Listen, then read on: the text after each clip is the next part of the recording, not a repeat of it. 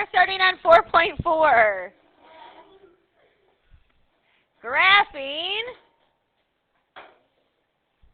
function rules. So for the last couple of weeks, we've been working on writing function rules. Today we're going to start to graph our function rules. Now, we talked about some different ways that the function should look. I just want to remind you of those and add one more. So remember last week, we talked about linear and nonlinear, right? We had to separate things into certain categories. I'm going to tell you, if I have y equals, and my x is just to the first power, it's just x, maybe a number in front, maybe something added, this one we called linear, and it made a line. Straight line if x is to the first power. If we had y equals x squared, we said that was nonlinear. Does anybody remember what shape x squared makes? A U, very good. A U, which is actually officially called a parabola. It does, yep, a parabola. This is quadratic.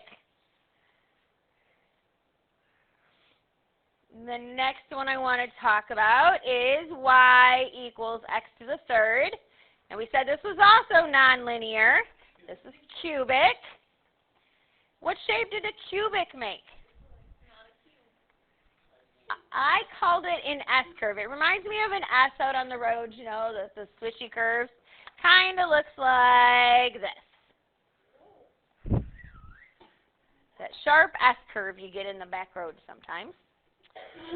All right, then we also had y equals, let's say, a to the x.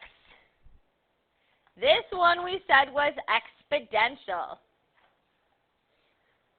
because x was in the exponent, and that means that it grew really quickly.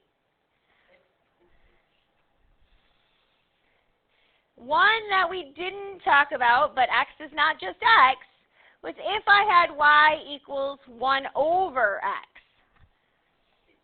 That was on our cards, like the card sort we did.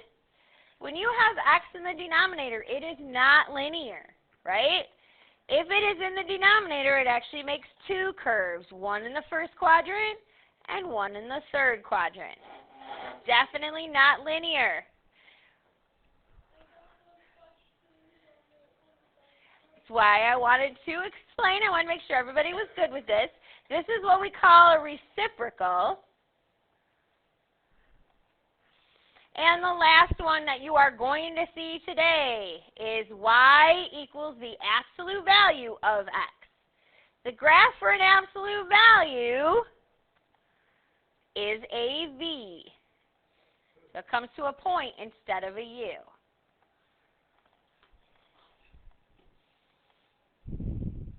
All right, so the reason I give you these different options is because when you go to graph today, when you look at the function rule, you should know what the picture will look like when you're done. If it doesn't match your picture, you probably got to go back and check your math, right? Don't just say, oh, it's good enough. All right, make sure it looks like what it's supposed to. Yes?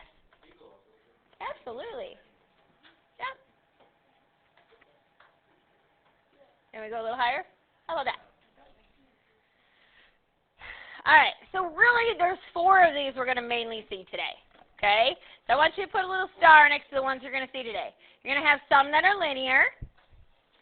You're going to have a quadratic. You're going to have a cubic. And then you're going to have one of these wonderful absolute value ones. You got a couple of those. Okay? So are you going to see the reciprocal or exponential today? No. But those are out there as nonlinear functions that we will eventually talk about. Absolute value. It's called absolute value. All right. So here's what we're going to do today. Today, we are going to graph a function rule. We're going to, 1, make a table. 2, 2. In X column,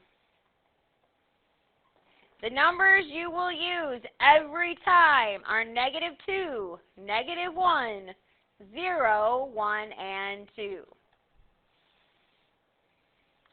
After you put those in the X column, you are going to find the output value, or the Y column. Then we're going to plot the XY points and 5 connector dots.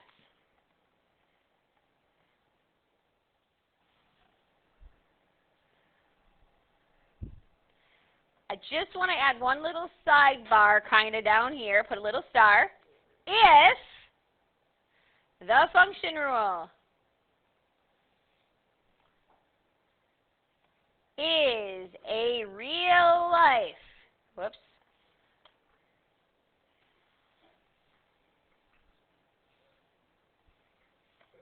example, use X equals 0, 1, 2, 3, and 4, and do not connect dots.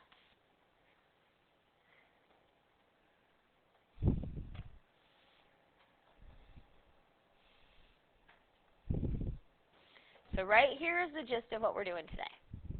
Are you ready for example number 1?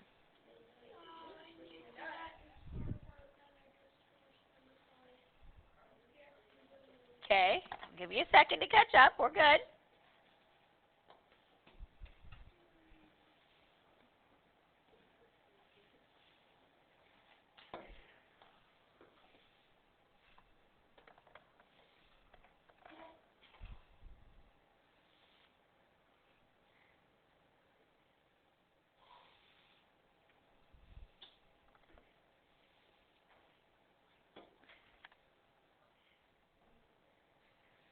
Everybody ready?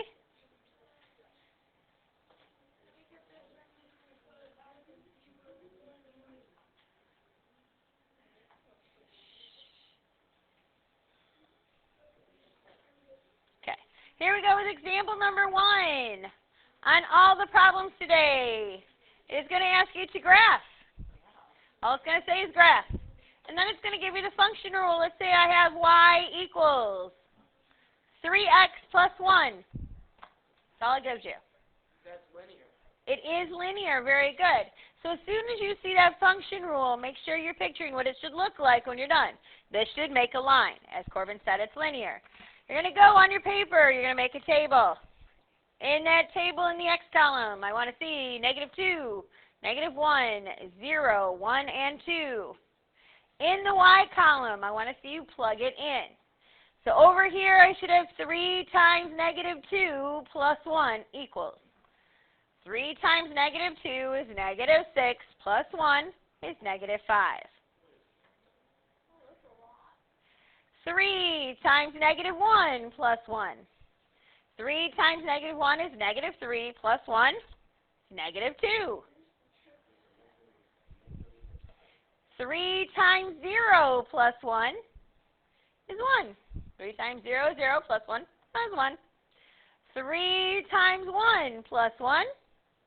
4. Good. Oops. And 3 times 2 plus 1 is 7. Now, once you get all those numbers down, you're going to go next to it, draw yourself your graph. 2 dashes to the left and 2 dashes to the right. I'm going to put a bunch of them going up. 3, 4, 5, 6, 7. 2, 3, 4, 5, 6, 7. All right, let's plot these points. The first point I'm going to plot is -2, -5. Go to the left 2, down 5. 1, 2, 3, 4, 5. Put a dot. -1, -2. Left 1, down 2. 0, 1. 1, 4. So I go to the right 1 and up 4. And the last one I have is 2, 7. After you plot your points, connect your dots. Well, hopefully yours is a little straighter than mine ended up. There we go. And it is a line, so I like you to put the little arrows on both ends. So again, if those points don't fall in a line, something's wrong with your math. Right? If I ended up with this point being way up here, don't just connect it and say I'm good. Say, okay, I better check my math. Okay? So basically, all we have to do for the table is we have to go like 3 times and then. Whatever your function rule is, you're plugging it in for x right here. Let's do another one. Here's example number 2.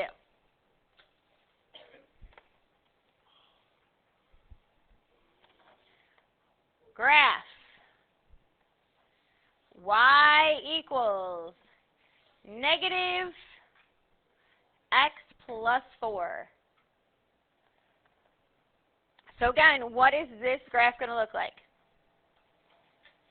A line, exactly, a line.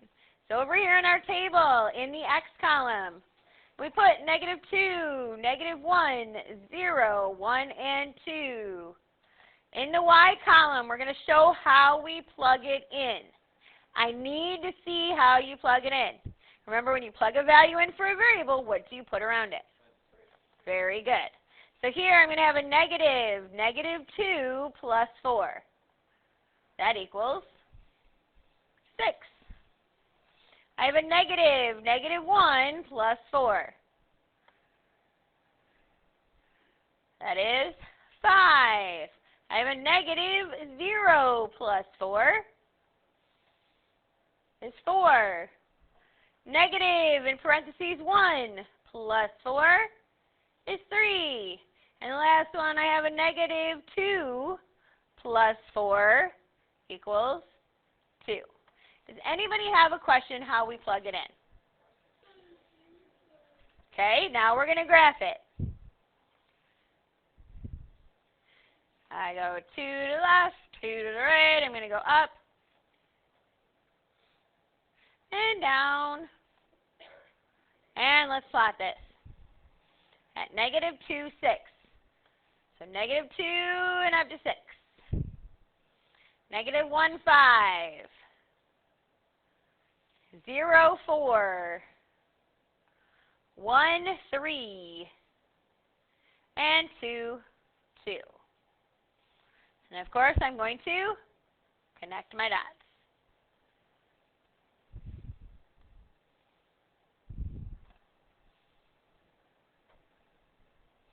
Questions? Anybody have questions before we move on?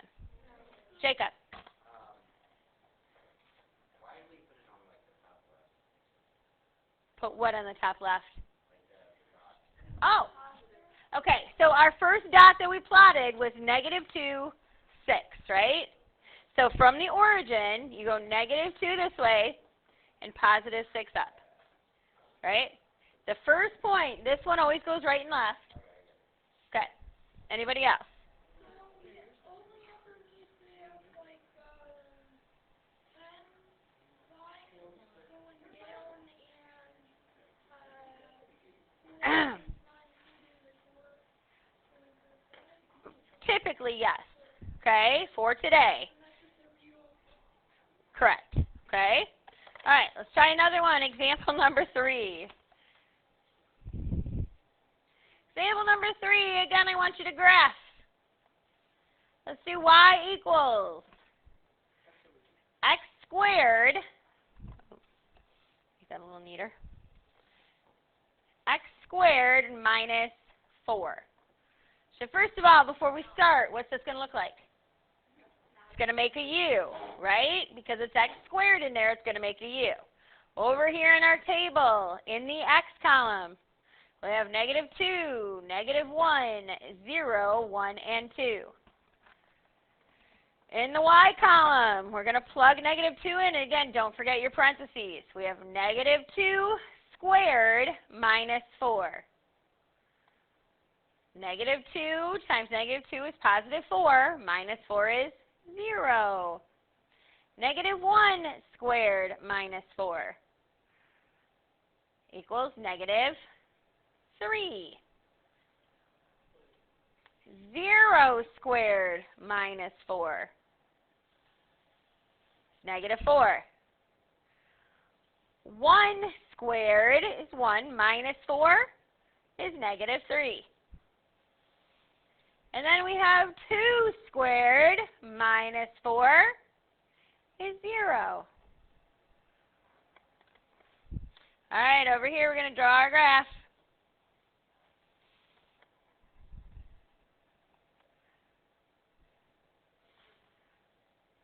All right, so the first point we have to plot is the point negative 2, 0. So we go left 2, and it's right on that line. We don't go up or down any.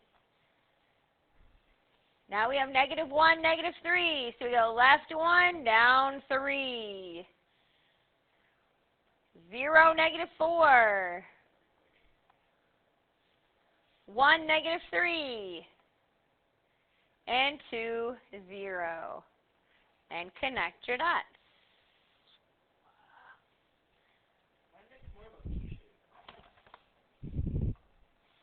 You want to make sure that it should curve around at the bottom. That's fine. You'll know the difference on a V. Just a minute. So you may find you want graph paper today, which I have some graphs that Jesse I think might be a good idea. Okay, let's try one more. So before we keep going, you guys tell me, do we have any questions? Anything not working out for us right now? No. Okay. It's very important that I see how you plug it in. That's going to tell me a lot about where we have questions. All right, here's example number 4. All right, again, we're going to graph. Let's do y equals 2 times the absolute value of x minus 3. All right. Over here, first of all, what is this going to look like? It's a V, exactly. This is going to make a V. All right, on the x side, we have negative 2, negative 1, 0, 1, and 2. On the y side, we have 2, the absolute value of negative 2, minus 3. So, absolute value is going to turn that negative 2 into a positive 2, exactly. Times by 2 in front is 4. Minus 3 gives us 1. Good job. Next one, we have 2 times the absolute value of negative 1 minus 3. Absolute value of negative 1, positive 1. Times 2 is 2. Minus 3, negative 1. Good. Negative 1. 2 times the absolute value of 0 minus 3 is negative 3. 2 times the absolute value of 1 minus 3, negative 1. Good job, Ian. And we have 2 times the absolute value of 2 minus 3, positive 1. All right, let's graph this and see if it makes a V.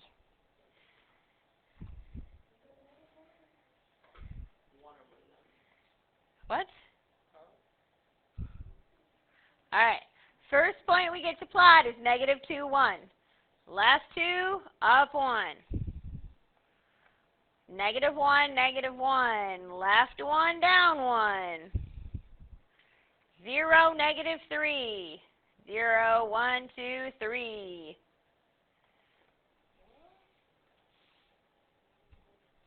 1, negative 1. We go to the right 1, down 1. And 2, 1. Go to the right 2 and up 1. And go ahead and connect my dots. You'll notice that both lines are straight. This makes an absolute value V. Okay, so really in this lesson, we're practicing graphing. We're working on our order of operations, aren't we? Plugging things in, calculating what their value is. All right, and we're paying attention to function rules. Any question before we do our final example? Does that make a line? So is it a line? So this is non-linear. Isaac. Is the x always going to go like -2, -1, 0, 1? Yes. Okay. Other questions? Okay, here's my last example. Last example.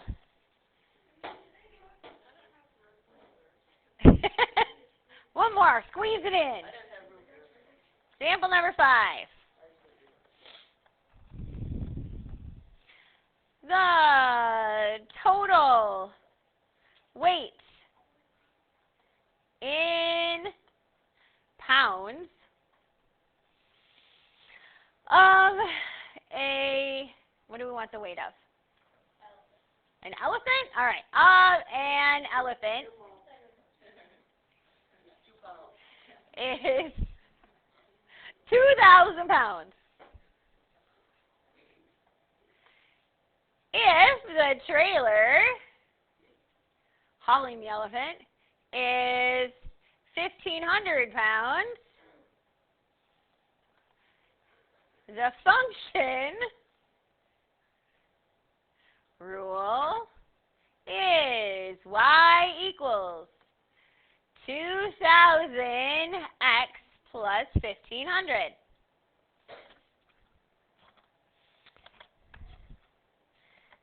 Graph the weight. Huh? All right, so this is a real life situation, right? Because we're not going to put negative elephants in for x, are we? All right.